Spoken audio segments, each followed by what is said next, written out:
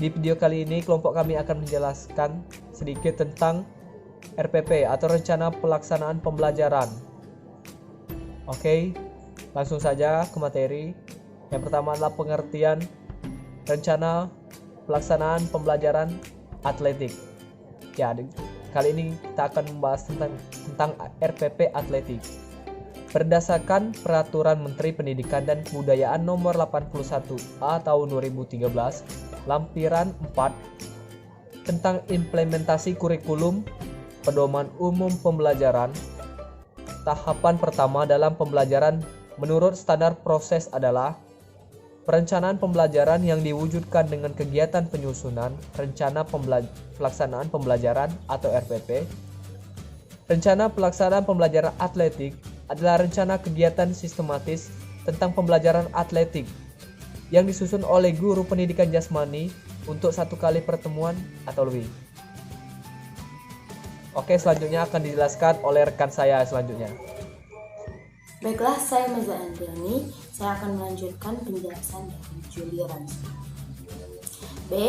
Prinsip penyusunan rencana pelaksanaan pembelajaran. 1. Memperhatikan perbedaan individu peserta didik.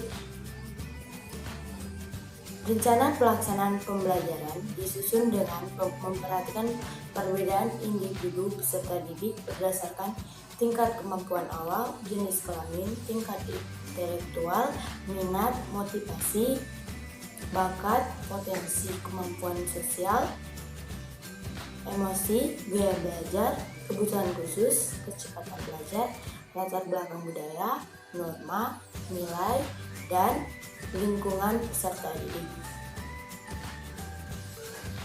2. Berpusat pada peserta didik.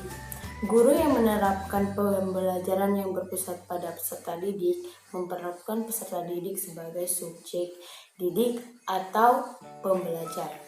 Guru bertindak sebagai pembimbing, pendamping, fasilitator, motivator bagi peserta didik terutama dalam mencapai tujuan pembelajaran. 3. Berbasis konteks. Pembelajaran berbasis konteks dapat dilaksanakan apabila guru mampu mengidentifikasikan dan memanfaatkan berbagai sumber belajar lokal atau setempat. Guru mengenal situasi dan kondisi sosial ekonomi peserta didik. 4. Berpotensi kekinian. Untuk mampu merancang pembelajaran yang berorientasi kekinian, maka guru harus menguasai media dan teknologi pembelajaran. Melek informasi, selalu memperbarui ilmu pengetahuan yang menjadi bidangnya.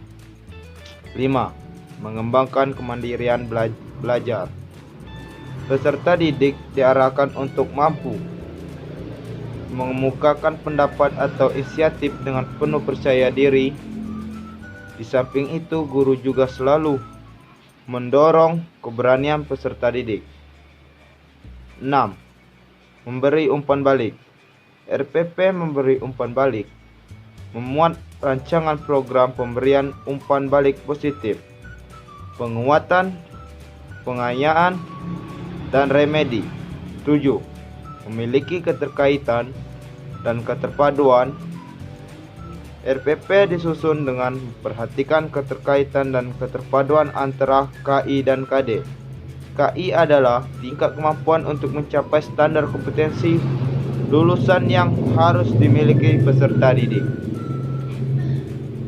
KD adalah kemampuan untuk mencapai kompetensi inti yang harus diperoleh peserta didik melalui pembelajaran. 8. Manfaat teknologi informasi dan komunikasi kegiatan pembelajaran.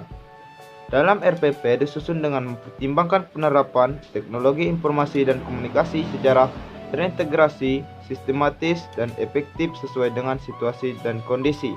C. Komponen rencana pelaksanaan pembelajaran.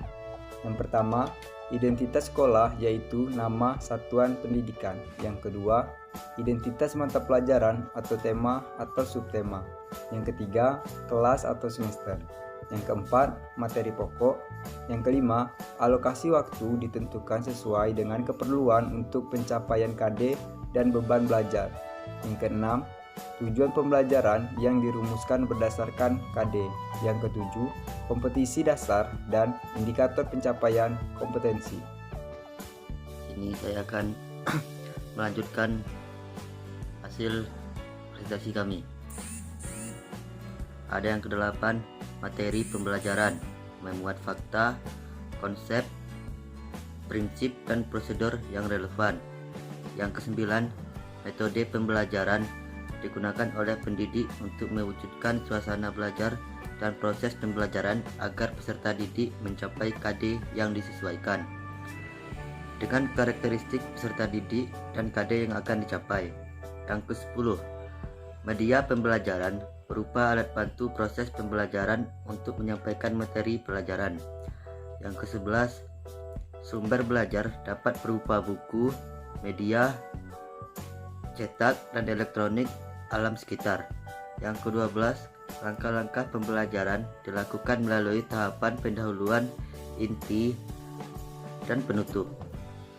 Yang ke-13, penilaian hasil pembelajaran. Selanjutnya D. Langkah-langkah pengembangan rencana pelaksanaan pembelajaran. Yang pertama, mengkaji silabus. Yang kedua, mengidentifikasi materi pembelajaran. Menentukan tujuan pembelajaran, mengembangkan kegiatan pembelajaran, penjabaran jenis, dan yang ketiga, menentukan sumber belajar.